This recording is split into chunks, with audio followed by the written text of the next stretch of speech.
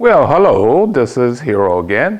What we're going to do today is for you to sort of experience one of my classes. I call it Bonsai by the Season. And that one is a lecture and demo with small group of people. Typically meet once a month, and each month there is a subject. This month, or July, was about Zelkoba, Chinese hackberry, and Chinese elm. They're sort of related, and so I kind of lumped it all together, and I'll kind of go through with you what we do in our typical class. Now, our classes are 2 hours long with a 10 or 15 minute break in between, but you don't want to be watching a video that's 2 hours long, so I'll just give you the highlights. I have these out with really not much of an agenda other than the subject I want to cover, because being a live class, I get the questions. So all I have to do is answer most of it, and I'll just be working like this. Sometimes I'll do things automatically and they'll have to stop and say, "Hey, Hero, what are you doing?" "Oh, yeah. So anyway, that's typical of my classes. Very informal. And I don't know, it's my group of people tend to be somewhat vocal. So if I'm making an error of going too fast or not showing detail and or not explaining enough, then they'll stop me. Well, I was thinking changing the name of this class to YouTube Live.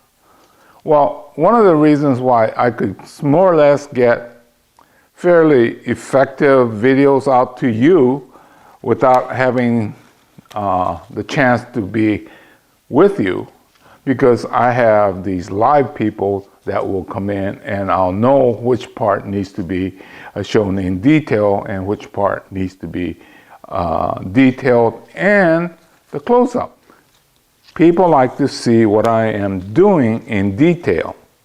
Now, if I had a class of 20 or 30, then we would not have this situation. Well, fortunately or unfortunately, my classes tend to stay small. So with 5 or 6 people, it's easy for them to see, and quite often they'll get up and come watch me do this in detail. That's why I decided, I guess people want to see detail, so all I have to do is for you is to move the camera up close.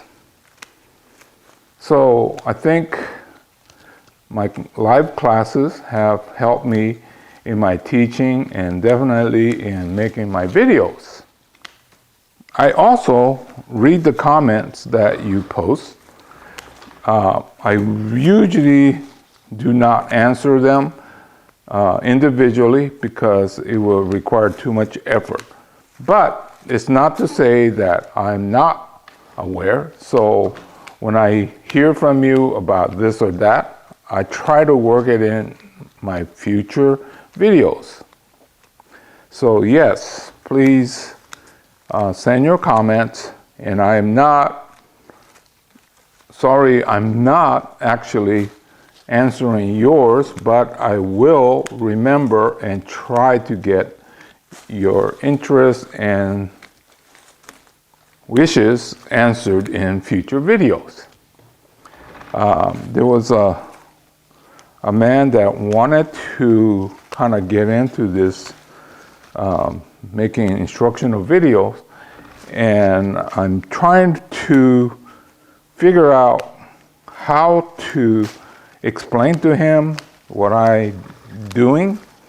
So that's on my mind. It's just gonna take me a while so that it's more or less interesting and not boring to most of you.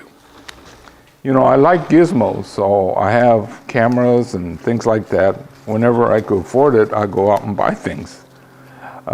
Drives my wife crazy, but I hide most of it now. Anyway, so you can see that as I talk, I get this work done. Now this plant is in full sun. Well, if you put it in too much shade, the leaves get bigger. So what I'm gonna do is stop right about here. It's not finished, but what happens is if I expose the trunk more, and we still got a month, 2 months of extreme heat coming up, it will burn the trunk. So I didn't want it with all that random growth, but I also didn't want to open it up so much that it will burn the trunk. Now, if it was for presentation, that's a different story. But right now, I'm just working to maintain good material. There's a big trunk in here, and it has all the elements, but right now, it's about the safety of the plants. Well, this is the Zelkoba. I think we might even have seen this earlier, but it's one of the most hardiest. Well, actually, all three of these have in common. They're all hardy. They love the heat, so they keep growing, and they keep shooting out like this. So what I'm going to do is to just remove those growths, and like the hackberry, I will leave the trunk protected. You can see a little bit of the scorching right here. It's okay for the leaves to get burned because they'll just send out another one.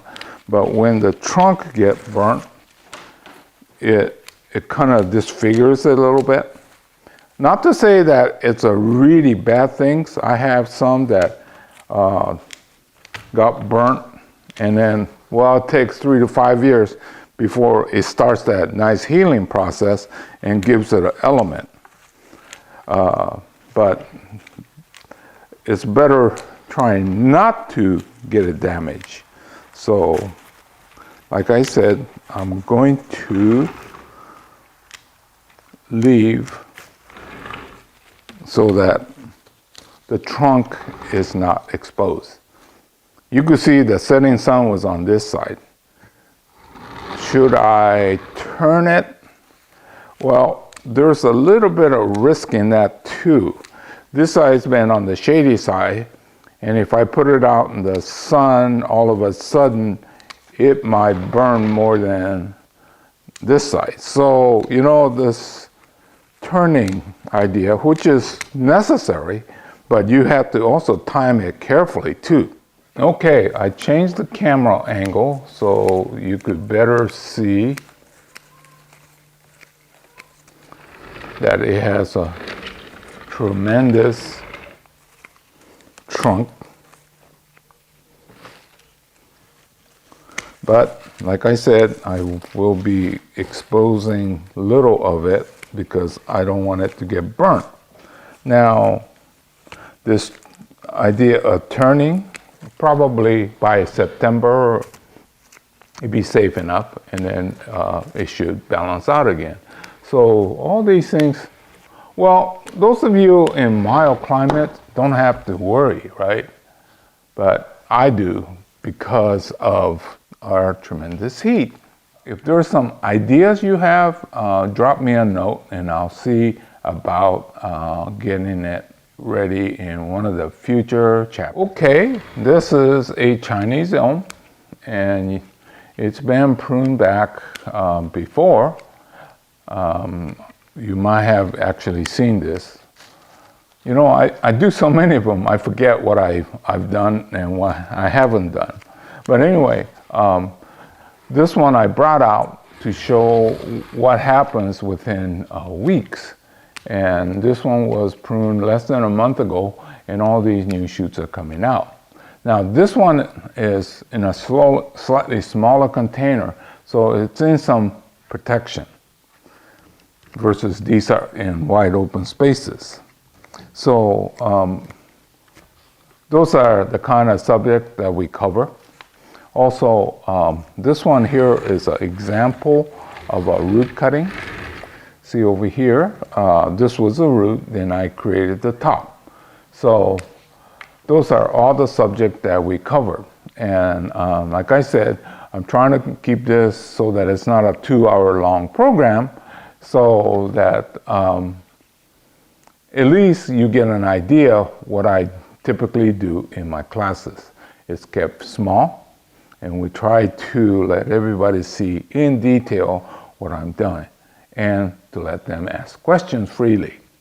That's one thing that you out in the world cannot do, but hopefully my live students have covered the questions that you might have. So anyway, this is what I did this month in my Bonsai by the Season, which might become YouTube Live in the future. But anyway, this is Hiro saying goodbye. I'll see you again real soon in another chapter. So stay safe, everybody. It looks like California is not doing well, so we're being locked down again, which isn't bad for my business. As the last time it was locked down, and after it was open, I had a rush of customers.